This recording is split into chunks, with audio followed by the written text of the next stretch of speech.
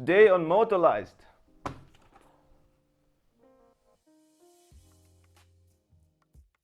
Hello everybody, welcome to Motorized. My name is Branko, a motorcycle aficionado and a self-proclaimed guru in all things motorcycle. Today I got for you the Ruroc Atlas, one of the most hyped up helmets of 2019. Oh, mentioning 2019, Happy New Year. Hope you all had a lot of fun last night. Today, of course, the 1st January of 2020. And I love you. I wish that you all come and join me in spreading the good word about how two wheels are awesome and everything about motorcycle is in fact awesome. So join me if you haven't already. Click the subscribe button and that notification bell so you wouldn't miss a thing. Now back in the Ruroc helmet. Somewhere in the early to mid 2019, a UK-based company called Ruroc, who makes snowboarding, skiing helmets, came up with an idea to get into motorcycling. So what they did is they went on and designed the most badass motorcycle helmet we've ever seen.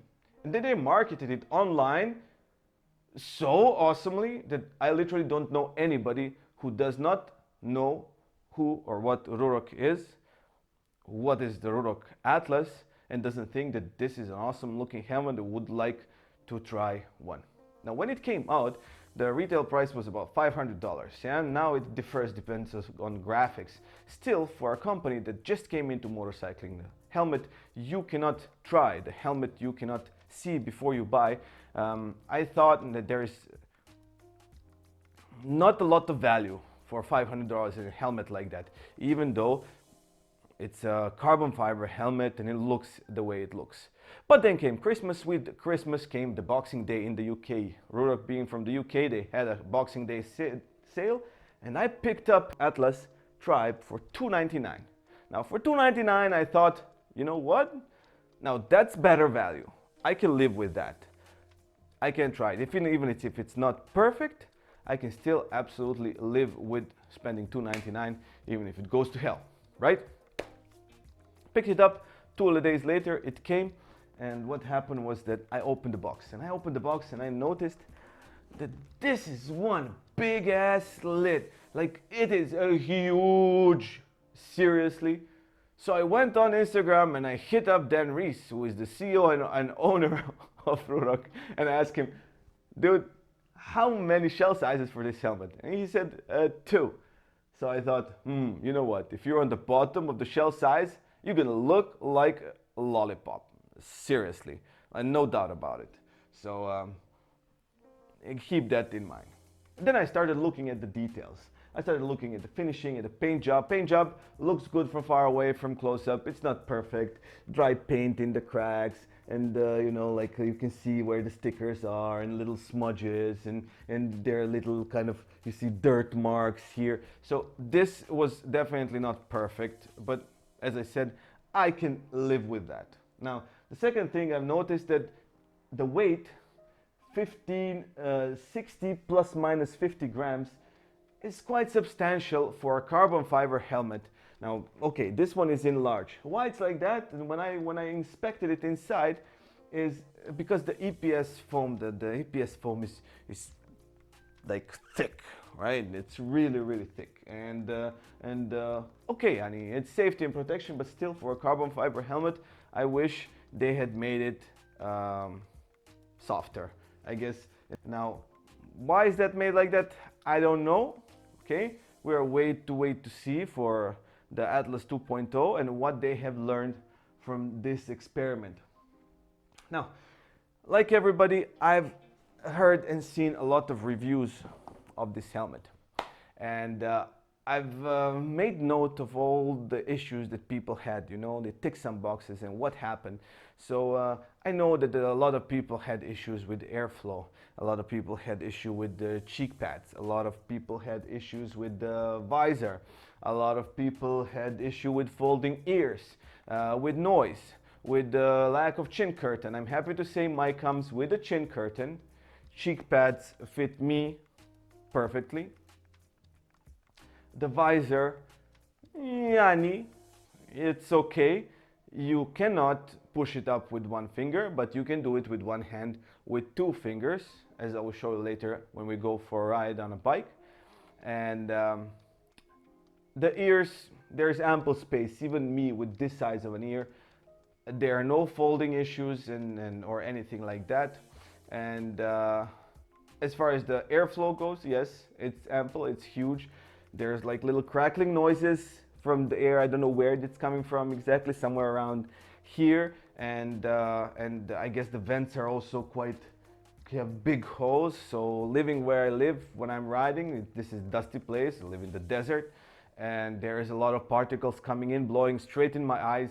Not happy about that. I'll see what I can do about that to fix it. I don't know what it's like to ride in the rain. Never rains here, and I would probably not want to ride in the rain with this helmet anyway, because all these top vents are completely open. They cannot be closed, and probably there's going to be some leakage right through. Now, when it comes to sizing, I am a 57 centimeter girth. Back on the website Ruroc, I was a medium, but there are some boxes you can tick. Prominent chin, large chin, large nose. I tick those boxes, put me in a large, and I have to say the sizing for me is perfect. I have no issues with the sizing, and one thing I really love is well, the fit look gets a little finicky. You have to kind of get used to it.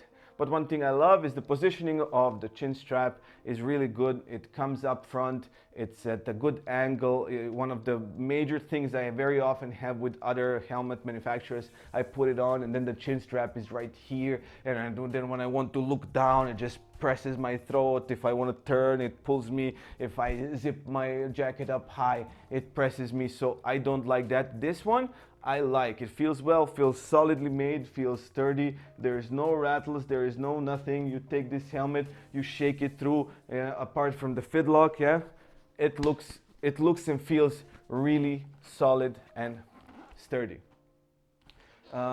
Venturi vents, that's good. You're never gonna be hot in this helmet, like never. Will you be cold? Oh yes. If you're riding in cold weather, I suggest having a really nice thick winter type balaclava. Yeah, so that's like a top tip. Liner inside is removable. Given it is very difficult to remove, especially the loops at the back and the loops at the top. Oh my god, like I even had to go ahead and use some tools. Like they will not just kind of up go. Yeah, you really have to struggle, and constant fear, oh my god, I'm gonna break something. So like, come on. Yeah. Visor issues, as I said, only the fact that there is some crackling noise around. This one up and down, one finger doesn't work, two fingers works well. But you know what, let me stop talking right now and go to the bike.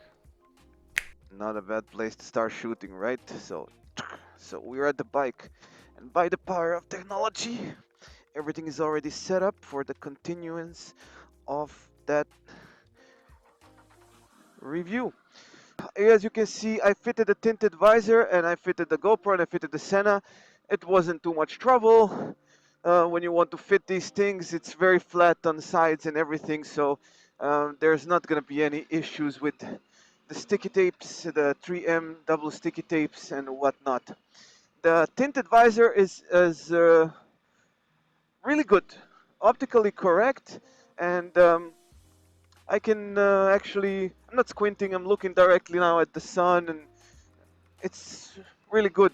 And I'm going to tell you something. Yesterday I was riding all day with the clear visor, and today with the tinted visor, I actually have less air coming in from around the visor, which is actually good, but it's also bad. That means that not all our visors are the same, so keep that in mind. The field of view of this helmet is really good. No blind spots. All I can see right now is a little bit of this, little bit of this. That's all. Even if I turn, even if I look on the side, I will see a little bit of the side here. Now I'm going slow here. I'm gonna join there a little bit of a faster road. Airflow, I can feel it coming in from here, as I said. less crackling noise than I had yesterday with a clear visor, so I'm sure it was connected to the visor, but it might be coming in from here and here a little bit, especially at higher speeds. I'll figure out where they come, what I can do to fix that. It's not annoying me though, so maybe I'm not even going to be fixing it or anything of the sort. Uh, it feels really good. No pressure points whatsoever. Nowhere. No pressure points. Super happy about that. Sometimes some helmets would just give me, that one point that after a while it's a headache or an earache. Talking about continue about these vents and the wind noise. It's less. You don't have really wind noise with this helmet, but it is not quiet. I can hear my engine very well. I can hear everything that's going on outside. But here now I'm going 120, and I can hear a little bit some noise coming in from here. But I feel very comfortable. It's very streamlined. There is no turbulence, nothing shaky. If I turn my head like this, I feel more air coming through here, in my eye. Same thing on this side. Uh, Campers. Ooh, I smell barbecue. There it is. There it is. Yeah. Oh, they took off the. I was expecting a. I was expecting a speed bump. Anyway, guys, overall, this is a really good helmet. And as I said, at the price point that I bought it, not that it's sold by retail, I think it's a good value helmet. $300? Yeah. $500? Eh, I would probably go and get something more proven. So, alright. You want to see other helmet reviews? Please click right now, right here, Cover Ghost. Go check it out. If not, go check some other of my videos that you can find here. Like, share, and subscribe, and hit that notification bell if you haven't already. I'll see you next time. Ciao, ciao.